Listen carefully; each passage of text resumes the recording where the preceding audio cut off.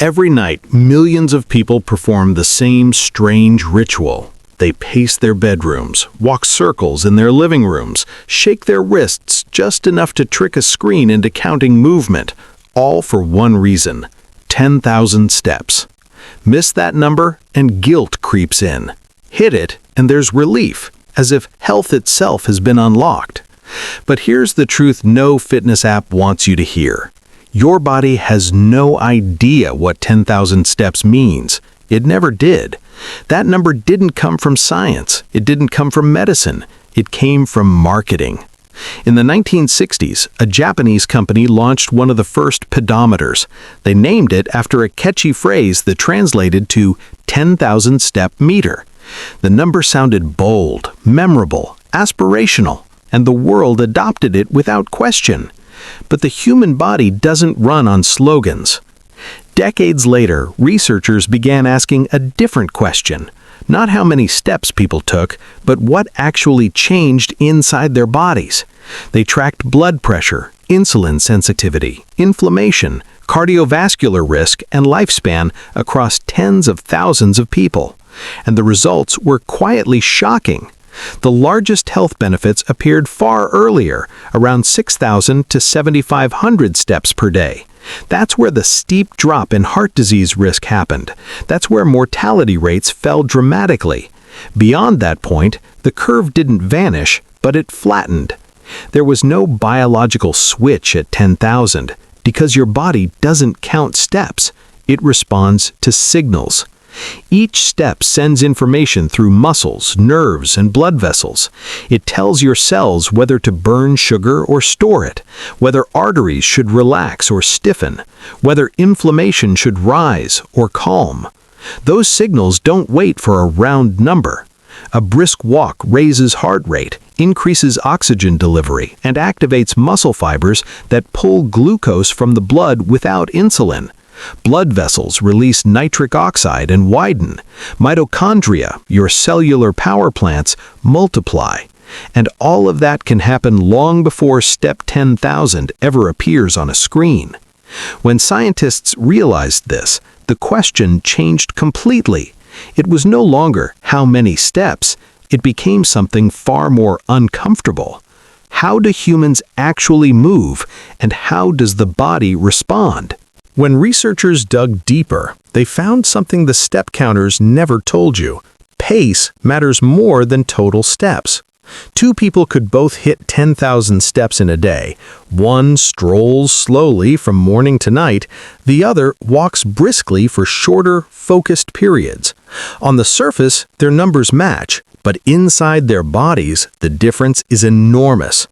The brisk walker shows better insulin sensitivity, lower triglycerides, stronger cardiovascular markers. Why? Because intensity creates adaptation. Slow, effortless movement barely challenges the system. The body evolved for purposeful movement, not endless low-effort motion. Our ancestors didn't wander all day to reach an arbitrary number.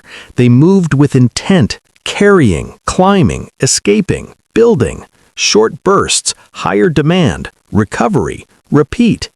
Modern biology still follows that rule. Newer studies show that adding just 2,000 to 3,000 steps above your daily baseline can dramatically reduce health risk. If someone normally takes 3,000 steps, reaching 6,000 changes their physiology, not their watch score, their cells. And here's where the myth becomes dangerous. For many people, especially those over 40 or 50, obsessively chasing 10,000 steps can quietly backfire. Joints absorb repetitive stress, recovery slows, cortisol stays elevated. Instead of restoring energy, the body stays in a mild stress state. That's why modern guidelines are shifting away from step obsession.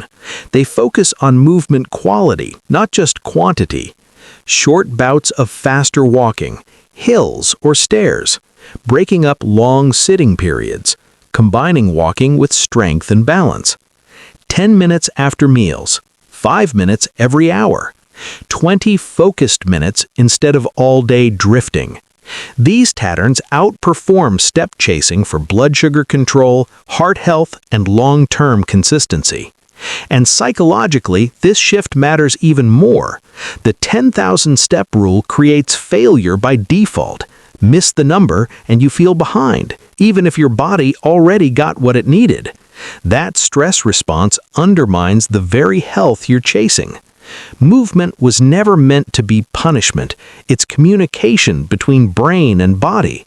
The real question was never, did I hit 10,000? It was always something deeper.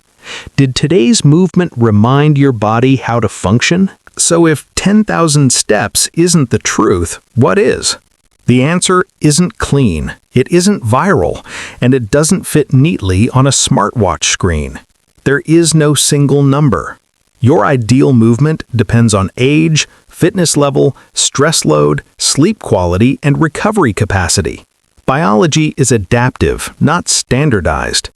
For many people, 6,000 to 8,000 intentional steps beat 10,000 distracted ones. For others, fewer steps combined with strength training outperform endless walking. The body rewards challenge and variety, not obsession. And this is where walking regains its real power. Walking isn't weak exercise, it regulates circadian rhythm, lowers anxiety by synchronizing breath and motion, improves brain blood flow. It even reshapes the hippocampus, the memory center, when practiced consistently. But it works best when used strategically. Think of walking as medicine, not mileage. A brisk walk in the morning resets cortisol. A short walk after meals stabilizes blood sugar. A relaxed walk at night signals safety to the nervous system. None of these require 10,000 steps.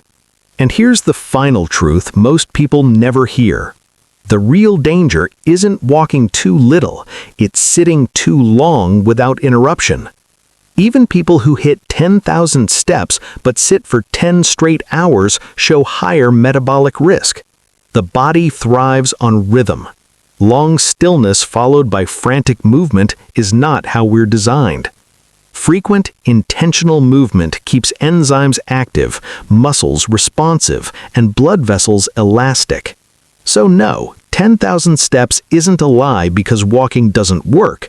It's a lie because it reduced health to a number that was never meant for your biology.